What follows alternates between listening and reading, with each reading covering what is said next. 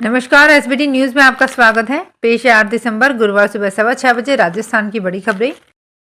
राजस्थान के सरदार शहर उपचुनाव का नतीजा आज गुरुवार को आएगा। इसके लिए चूरू के राजकीय पॉलिटेक्निक कॉलेज में सवेरे मतगणना शुरू होगी। गत 5 दिसंबर को मतदान कराया गया था, जिसमें 72.35% वोट डाले गए थे।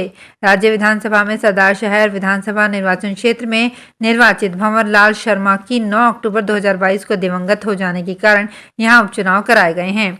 उपचुनाव में कांग्रेस, बीजेपी और रालोपा के बीच मुकाबला है। राजस्थान में अगले साल 2023 के अंत में विधानसभा चुनाव होने हैं। ऐसे में सत्तारूढ़ दल कांग्रेस के लिए ये चुनाव जीतना एक चुनौती है। वहीं बीजेपी भी चाह रही है कि वो उपचुनाव जीतकर अगले विधानसभा चुनाव के लिए अपनी ताकत दिखा सके। राजस्थान के मुख्यमंत्री अशोक गहलोत रूस और यूक्रेन के बीच तनाव के कारण केंद्र सरकार द्वारा जारी पहली एडवाइजरी 15 फरवरी से पहले युद्ध की आशंका को भांपते हुए 1 फरवरी से 14 फरवरी के बीच अपने खर्चे पर भारत वापस लौटे राजस्थानी छात्रों को भी उनके हवाई किराए के पुनर्भरण की स्वीकृति प्रदान की है। रूस यूक्रेन युद्ध के मद्देनजर विदेश मंत्रालय ने यूक्रेन में रह रहे भारतीयों और छात्रों को भारत लौटने के लिए पहली एडवाइजरी 15 फरवरी 2022 को जारी की थी। मुख्यमंत्री अशोक गहलोत ने प्रभावित छात्रों के हित में तत्परता से निर्णय लेते हुए एडवाइजरी की तारीख के बाद अपने खर्चे पर भारत वापस लौटे राजस्थानी छात्रों के हवाई टिकट के पुनर्भरण की घोषणा की थी। भारत जोड़ो यात्रा में उत्साह के साथ महिलाएं भी शामिल हो रही हैं। कई महिलाएं यात्रा में शामिल हैं तो अन्य यात्रा के दौरान राहुल गांधी के स्वागत में खड़ी नजर आती हैं, जबकि कई महिलाओं ने तो इरादा ही कर लिया कि पूरी यात्रा में राहुल गांधी के साथ चलेंगी। ऐसा ही जज्बा महिलाओं का यात्रा में देखने को मिल रहा है। वहीं कांग्रेस के राष्ट्रीय महासचिव जयराम रमेश ने तो 10 दिसंबर की यात्रा में सिर्फ महिलाओं के लिए पैदल चलने की घोषणा कर दी है। जयराम ने कहा, कोटा की यात्रा अब तक की ऐतिहासिक यात्रा रही। कोटा जैसा उत्साह किसी भी जगह नहीं देखा गया। उन्होंने घोषणा की कि 10 दिसंबर को भारत जोड़ो यात्रा में सिर्फ महिलाएं ही पैदल चलेंगी और ये पद यात्रा बूंदी जिले में होगी। उदयपुर में हाईकोर्ट बेंच संघर्ष समिति की ओर से वकीलों ने धरना दिया। वहीं न्यायिक कर्मचारियों की हड़ताल पर होने से कोर्ट के कामकाज करवाने आए लोगों को बेरंग लौटना पड़ा। उदयपुर में हाईकोर्ट बेंच की स्थापना को लेकर वकीलों का बुधवार को यह धरना था। पिछले कई दिनों से कोर्ट में धरना और हड़ताल को लेकर कामकाज नहीं हो रहा है।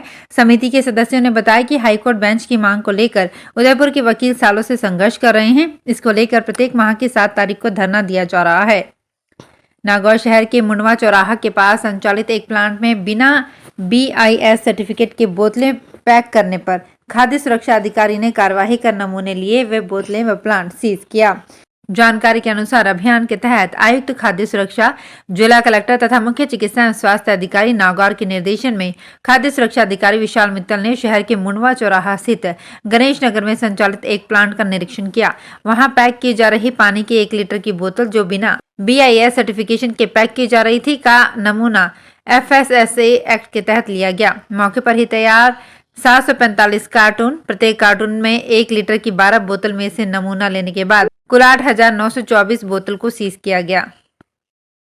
जयपुर में सरकारी जमीनों के साथ पार्क व आम रास्ते पर हो रहे अतिक्रमण और अवैध निर्माणों को लेकर JDA अब सख्त हो गया है। इन अतिक्रमणों के खिलाफ JDA ने एक और जहां कार्यवाही तेज कर दी है, वहीं अब आम जनता भी इन अवैध निर्माणों व अतिक्रमणों की शिकायत आसानी से JDA में कर सकेगी।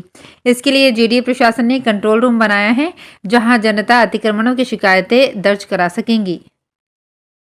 राजस्थान में अगले साल विधानसभा चुनाव होने हैं। इससे पहले सरकार सभी वर्गों को खुश करने में जुटी है, मगर सबसे ज्यादा फोकस युवाओं पर है।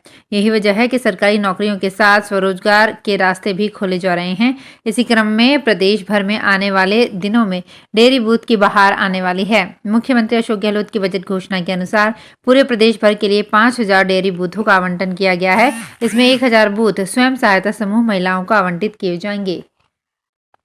जालौर में भगवान ऋषभदेव जैन मंदिर की प्राण प्रतिष्ठा के पहले दिन हाथी, घोड़े, ऊंट और रथों के साथ पूरे शहर में शोभा यात्रा निकाली गई। यात्रा में बड़ी संख्या में लोग शामिल हुए और कई झांकियां भी यात्रा में शामिल हुई। ढोल, नगाड़ों और गाजे बाजे के साथ निकली शोभा यात्रा में बड़ी संख्या में महिलाएं, पुरुष और बच्चे शामिल हुए। यात्रा में सबसे आगे हाथी चल रहा था, उसके पीछे ऊंट, घोड़े और उसके बाद हजारों लोग नाचते गाते चल रहे थे।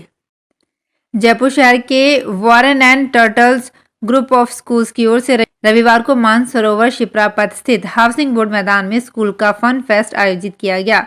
स्कूल के निदेशक अरुण सोगानी ने बताया कि 2.5 लाख स्क्वायर फीट एरिया में होने वाले फन फेस्ट 2022 में सभी 9 ब्रांचों के प्ले ग्रुप से लेकर 12वीं तक के स्टूडेंट्स और उनके पेरेंट्स के लिए भरपूर मनोरंजन की व्यवस्था होगी। इसमें लगभग 900 कर्मचारियों की मेजबानी में सुरक्षा को ध्यान में रखते हुए रोमांचक राइड्स, हाइजीनिक फूड और विविध खेलों का आयोजन किया जाएगा। राजस्थान के संस्कृत कॉलेज में नए शिक्षकों की भर्ती होगी। संस्कृत और उच्च शिक्षा विभाग इसकी कवायद में जुटे हैं। इसके लिए आरपीएससी को अभ्यर्थना भेजी जाएगी। ऐसा हुआ तो करीब 17 साल बाद कॉलेजों को स्थायी शिक्षक मिल सकेंगे। राज्य में अजमेर सहित अलवर, जयपुर, कोटा, उदयपुर, नाथद्वारा, डूंगरपुर, बीकानेर, सीकर और अन्य जिलों में राजकीय आचार्य संस्कृत कॉलेज हैं। शुरुआत से ये कॉलेज स्कूल शिक्षा के अधीन थे, लेकिन 2014-15 में स्कूल शिक्षा संस्कृत के सेवा नियम पृथक कर कॉलेज शिक्षा विभाग से जोड़ा गया। राष्ट्रीय लोकतांत्रिक पार्टी के सुप्रीमो हनुमान बेनीवाल एक दिवसीय दौरे पर जोधपुर पहुंचे। जोधपुर एयरपोर्ट पर आरएलपी कार्यकर्ताओं ने उनका जोरदार स्वागत किया। इस दौरान बेनीवाल ने कहा कि राजस्थान में कांग्रेस और भाजपा ने जनता को ठगने का काम किया है। अब तीसरा मोर्चा ही विकल्प है। देवी सिंह भाटी के आरएलपी में शामिल होने के सवाल पर उन्होंने कहा कि वो आरएलपी में शामिल नहीं हुए हैं, लेकिन उन्होंने आरएलपी के पक्ष में मतदान की अपील की थी। जो भी मजबूत लोग हैं वो ये सब देख रहे हैं कि राष्ट्रीय लोकतांत्रिक पार्टी जनता के लिए कितना सहज और सरल है। पाली जिले के जैतारण तहसील कार्यालय के सहायक प्रशासनिक अधिकारी हस्तीमल को बुधवार को अजमेर एसीबी की टीम ने 6000 की रिश्वत लेते गिरफ्तार किया है। जानकारी के अनुसार जैतारण तहसील में आरोपी सहायक प्रशासनिक अधिकारी हस्तीमल ने पंजीकृत दस्तावेज लौटाने के एवज में 12000 की रिश्वत राशि की मांग की थी, जिस पर पीड़ित ने अजमेर एसीबी में शिकायत दर्ज कराई। इसके बाद एसीबी की टीम ने बुधवार को मौके पर पहुंचकर आरोपी हस्तीमल को 6000 रुपए की रिश्वत लेते रंगे हाथों गिरफ्तार किया। बाड़मेर जिले के पाकिस्तान थार सीमा पर स्थित तारा मठ गांव में इन दिनों आलू खेती वरदान साबित हो रही है। सदियों से शुष्क मौसम और भूजल की कमी के कारण इस क्षेत्र के लिए बाजरा, चना और जीरा जैसी सीमित फसलों की खेती करने के अलावा अभी तक कोई विकल्प नहीं बचा था। ऐसे में बाड़मेर के किसानों के लिए आलू खेती वरदान साबित हुई।